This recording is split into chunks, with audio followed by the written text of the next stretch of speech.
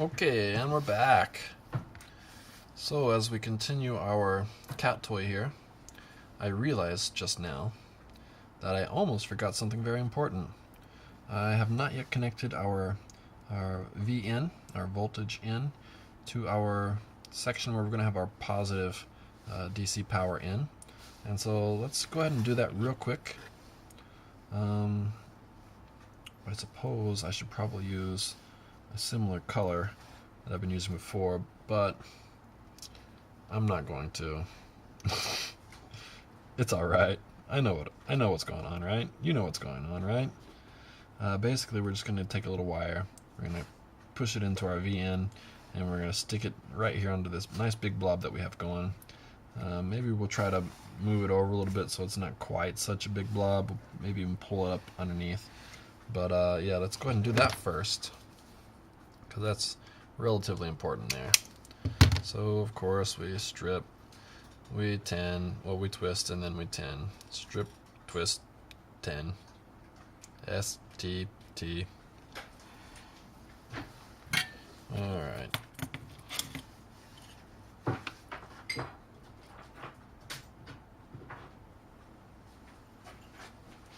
are stripped, twisted, and tinned. And let's go ahead and pull this up through here, I believe. Like that.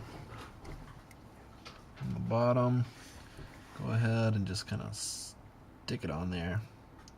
We should have enough solder there to kind of keep it all connected in more or less well enough. We can definitely use a little bit more than that though, because that's chintzy. Is that the right word? Am I using that word properly? It's a very iffy connection right there. But that's better. That looks okay. Now. Alright. Now, what we want to do, I didn't actually measure this and strip it and everything yet. So let's do that real quick. Remember, I want this thing to be able to at least lift up a little bit so I can attach like a USB extension and get some programming done later, just in case there's a problem. So we'll cut it a little bit long. And we might have to strip this manually, but if the auto stripper can do it, and it can, excellent. That's better than having to lightly cut through the insulation. There we go. We're getting really close to being done here.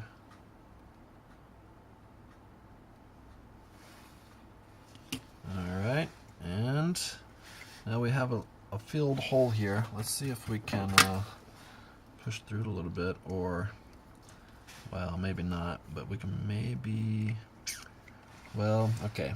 It's going to take a little bit of work, but I think we can handle it. What we'll have to do, try to heat from the bottom, push to the top. Wow, opposite actually, but heat through the top, push through the bottom. Oh, I felt it. Well, actually, I felt it go in. I thought I felt it give, but it went in. That's excellent. So now what we'll do, we'll stick a little bit more solder on top here, which will heat it up. It'll heat the whole spot. Be easier to push through. And how is it? I mean, I felt it, but like, is it bunching up inside of there? Because I'm not seeing it pop out of the other end. Maybe it's okay. It looks okay. Alright, we're going to call that okay. Alright. And finally, we're going to connect some temporary wires. Well, not temporary, they're going to stay there. But we're going to solder back onto them again later, probably with some heat shrink. And these wires are going to connect up our power. Ah, well, they just came off. That's fine. Alright. Twist and tin. Oh, that's nice.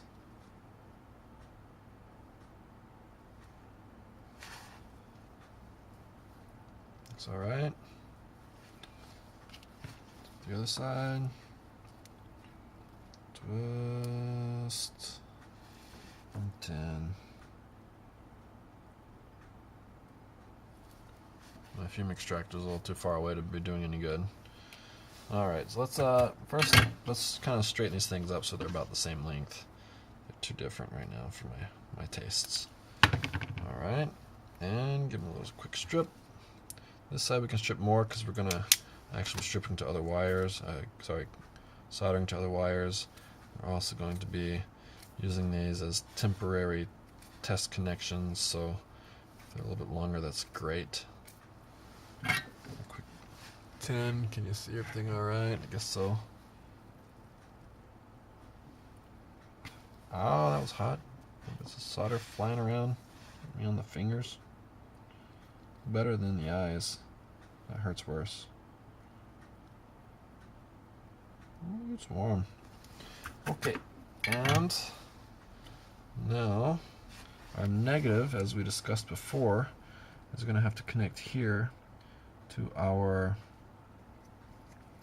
negative that we have on the bottom. So let's get that one first. I think if we stick it just south of this wire, that will give us a little bit of resistance that we can use to our advantage. If we just bend things in the right way. Looks alright. That's not great. It's loose. Ah, it fell out. We're almost to it though. Oops. Okay, try again. Okay, there we go. And now for some solder. I think what I'll do is I'll just take a little bit on my iron and then I'll stick it. Left-handed soldering.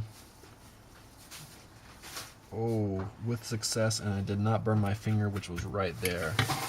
These are skills, folks. These are skills. Yeah, that seems like actually like it's kind of all right. That's not bad at all.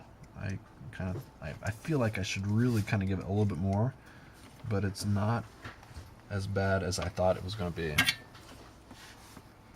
Let's go just a little bit more here, though. Can you see that all right? Pull it down a little bit. Oh, my wire went a little loose. I hope it's still in there. Seems like it is. Let's heat it back up and push it through as best we can. There we go. Now we're talking. You can even bend that over a little bit, maybe.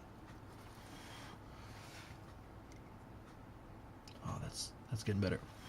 That's perfect. All right, clip the end of that because we don't need it. Perfect. That looks great. And now I got a little bit of melted insulation there, but it's probably all right. And now for the other side, let's go short end. And what we're going to do, actually, I think is we'll just try to hook it up directly to this crazy wild joint here, and we'll add some stress relief down on the other end. We'll like make a knot. Maybe you can't see it, maybe you can. Down here on the end, can you see that all right? Down on this end, we'll make a knot or something, and we'll add some stress relief that way. Let's go ahead and just stick that right there on there. See that okay? Maybe you can't. Oops. Okay. Well, I want just a little bit more than that. That's not quite ideal.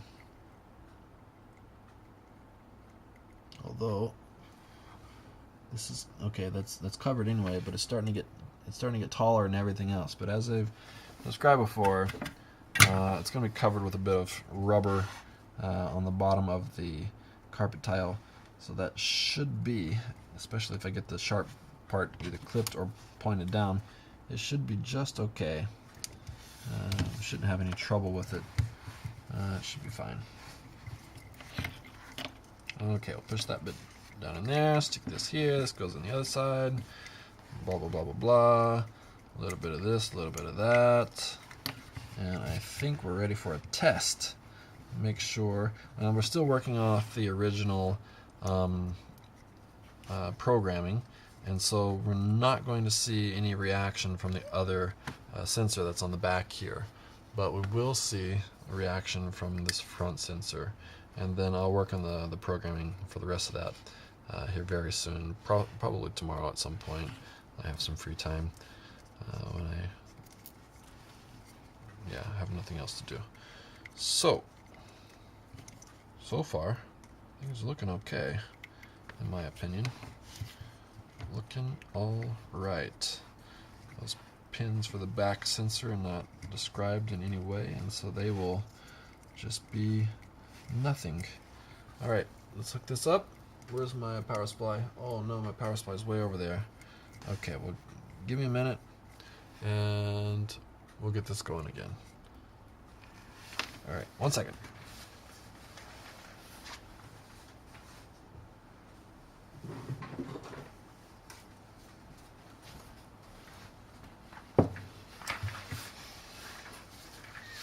So I've got the hot glue gun already warmed up. So I was planning on gluing some of this stuff together, but actually I think I might want to do a very, very quick preliminary test before I start gluing things down, just in case. All right. So this is our negative, and this is our positive. Is that right? Yes, that's right. And I think currently we're going for 9 volts because that's a more standard number for things, easier to find. And let's turn it on. Are we spinning yet? Oh yeah, we're spinning. Are we spinning too much? Oh well, I'm right in front of it. I don't have any timing control in there just yet. It seems like it's spinning too much, doesn't it? Wait, there we go. I think it's maybe just because my sensor is seeing things that I'm expecting it not to see. All right, how about now?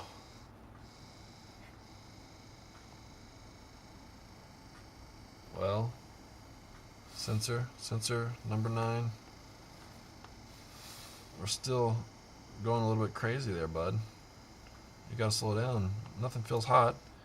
And if you notice here, this LED is attached to the same pin as the motor, and so it's flashing, meaning that it's being activated. So it's seeing things, which is a little bit strange, but it also means it could just be programming. But if I cover it, it shouldn't see anything, right? And it's still just going like mad, so we must have a problem. Wait, it stopped. Okay, it stopped. And if I pass something in front of it, oh no, it's not going. We've got problems. What's our, oh, well, currently my problem is that the negative fell off. Let's reconnect that. That seems better. Okay. I'm gonna move something in front of it. Oh, it moved it. It moved it. Again? No. Put something in front. No? No. What's going on? Oh no, we have a whole new set of problems.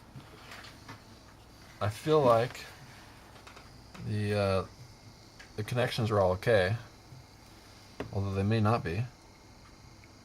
But the fact that it sometimes stops and sometimes goes tells me that the connections are probably not the problem.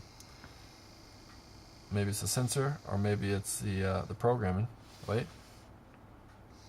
I wonder if I have a loose connection.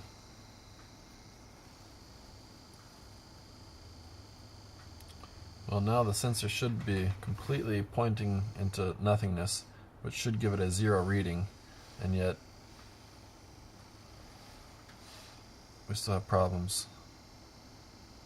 Am I checking the wrong sensor? No. Same thing.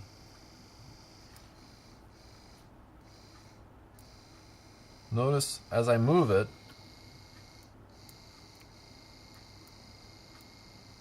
and I hear some sound, I don't know if that's a electrical snapping or if it's something else. I don't know. Well, oh wait, I'm disconnected again.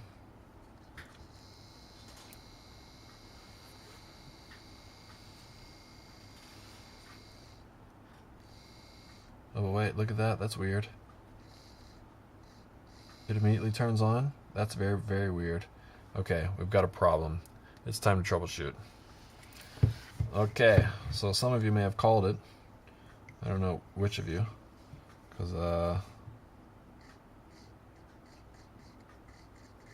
yeah, definitely there's a problem here. As soon as I touch it, it wants to run the motor, and that's not what should be happening. So that tells me it's not using the transistor appropriately. We are still connected, and we're not shorting on this other leg. So it could be that I have my transistor wired backwards. That would be a pain, but it would be something that would be relatively easy to correct. Emitter on this side going to the motor. Okay.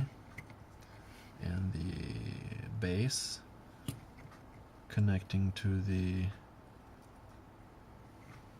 resistor, which connects to the pin 1. That's correct, right? Okay, well let's just follow our pluses and our minuses first for a second. Let's make sure that we got everything done right, because clearly we do not. Okay, so positive here, right? Let's refer back. This all worked when we were testing, so it's just a matter of having done something wrong while wiring it up. So we follow our positive power. We connect to our capacitor, check. Connect to our diode on the positive side of that, check. Connect to the motor, green wire, check. All right, that's it. Are we connected to anything else? Oh, wait. No, we're not. I was thinking for a second we were connected to our transistor, but no, we're not. I think. And we're connected to our VN. That sounds correct, right? Because we got to get power to our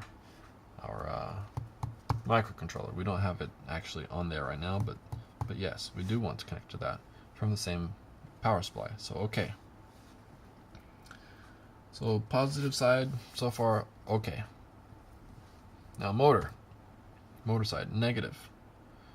We're going to connect to the motor from the negative side. Okay, that's the white wire. Great. Can you see this okay? Yes. We're going down. We're connecting the negative side of the motor to the diode on the negative side.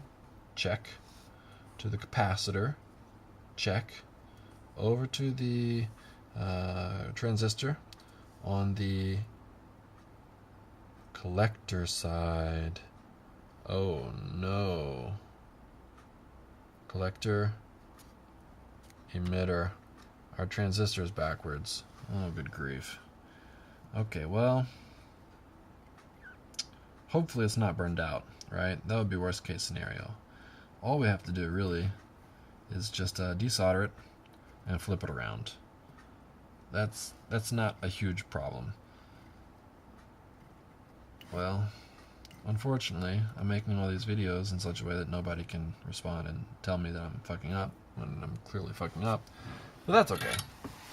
Here we go. All we can do is do it. Although I wonder if I just clip these all off and just stuck a new transistor on there, that might be the easier route. But you know what? That's what I'm going to do. That's going to be the easiest way to do this. This transistor's a penny, a yen, or less, maybe slightly more. It ain't worth the trouble that I'm going to have to go through to try to get all this reconnected. So, let me get another one real quick.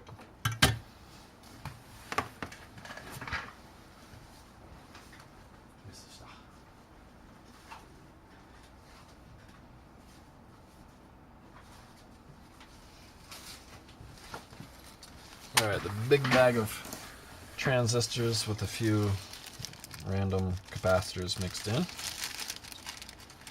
Grab one of these things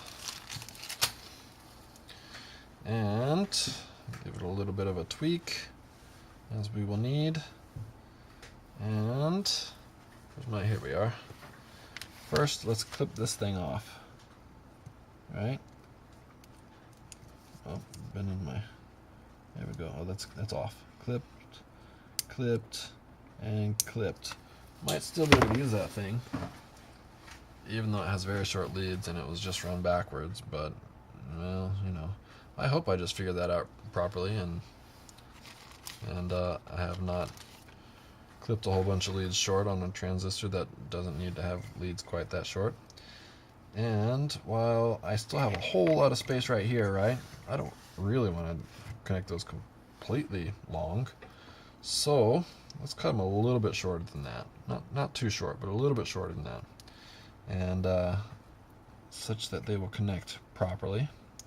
Make sure that I have this thing going in the correct direction. So emitter, right? Can you see that okay? I hope so, yes. Okay, emitter. Emitter should be over here. Collector on this side. So in the design, it should be like this. Whoops, like this. Not like this. Okay, so yeah, that was the problem. Let's clip these a little bit short, not too short. I think that's going to be fine. And that looks alright. I might want to tin these real quick though, just to make sure that they very easily connect.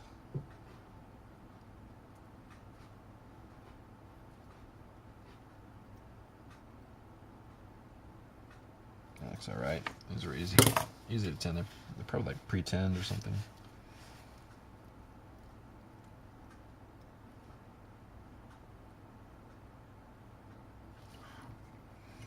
Alright, that leg's on, so that makes the other two very easy. Let's just make sure that they are spaced properly. Let's use my cutters just because they kind of work as pliers as well if you don't pull too tight.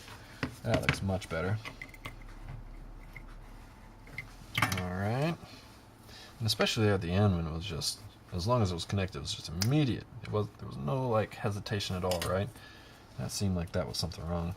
I hope I didn't burn up anything else too, because I might have to redesign this whole, not redesign it, but just reconnect the whole thing. That would just be annoying.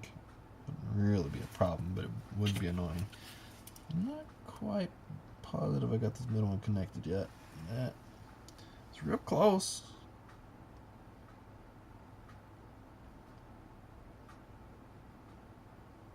I'll push that down in there more because it's not making me happy. There we go. Alright, now let's clip. First of all, let's clip this back wire just because it's really unnecessarily long for what we're doing. Okay, here we go. Round 2.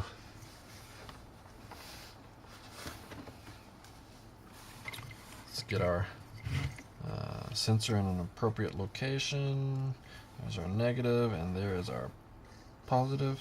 We're still just, we're immediately burning away. Have we damaged our, what have we done here? I feel like the microprocessor is not having any effect at all.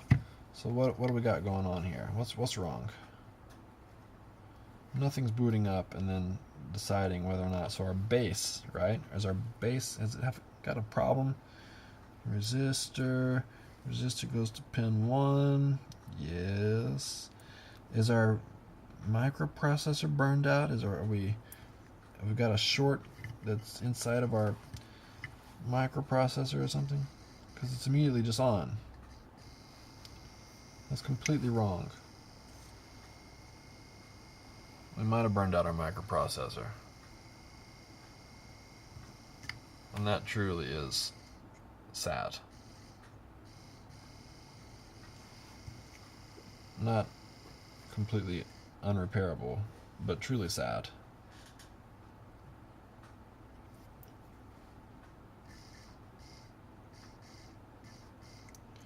Well, there's only one way to know for sure, and it's to connect it to the computer and see if it loads up. Oh boy. Alright, let's see here. Let's retrace our steps one more time. Make sure that I didn't make a mistake in our correction. Alright, so we have our positive. Positive's coming to the positive on the motor, green wire. Okay. Coming to our positive on our diode. Okay. Positive on our capacitor. Okay. Okay. Over to our... There's nothing else connected here, right? Well, there is the positive going to the VN on the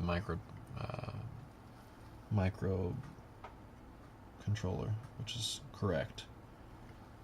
Okay. 5 volt. Well, we'll get to that. Negative on our motor here. All right. Connects to our diode, yes. To our capacitor, yes. To our collector. Turn this thing around. Yes. Right, it's connected right there. Which goes through to our ground, which is here. Yes, I see that on the back. You can see that here. Okay. With the... I'm hearing sounds. Why am I hearing sounds? Something's just making noise, I guess. Connecting to our ground with a base. Connecting through a resistor, yes. To our pin, yes. So at this point, I'm feeling like there's a problem with our microcontroller. I've possibly shorted it out in such a way that it's permanently connected. You know, we had the on and off, on and off, on and off before. But why would... Let me think about this for a second. Let's logicify it. Why would having this backwards destroy our microcontroller when our microcontroller is really only connected through a pin connected to the base, which the base didn't change, the base stayed the same. The direction of the power was going backwards. Is that such a problem for a transistor? Maybe, yeah. It's not supposed to go that way. If the transistor shorted in such a way by pushing backwards that it actually shorted both of them open, we might have been dumping a whole lot of power, 9 volts and some amps, some watts rather, not a whole amp, but anyway, into our pin, which would short our pin basically open, so that when we connect, boop, boop, boop, boop, and I bet even if I go backwards at this point, it doesn't really matter. It's probably just gonna... That's something I can test. If I run this backwards, is it... No. It doesn't. I can see that it does shoot up to 0.3 amps, but nothing happens. However, we get the movement anyway. Well, at this point I'm thinking I've probably destroyed my microcontroller. That's unfortunate. Okay, well I have more microcontrollers. I can grab another one real quick. I'm pretty sure. Let me check the rest of my circuit here. Make sure everything's going to be okay. I don't want to destroy my sensors as well. Alright, so my sensors are connected basically 5 volt from here, going over to here, connecting here, here, and here.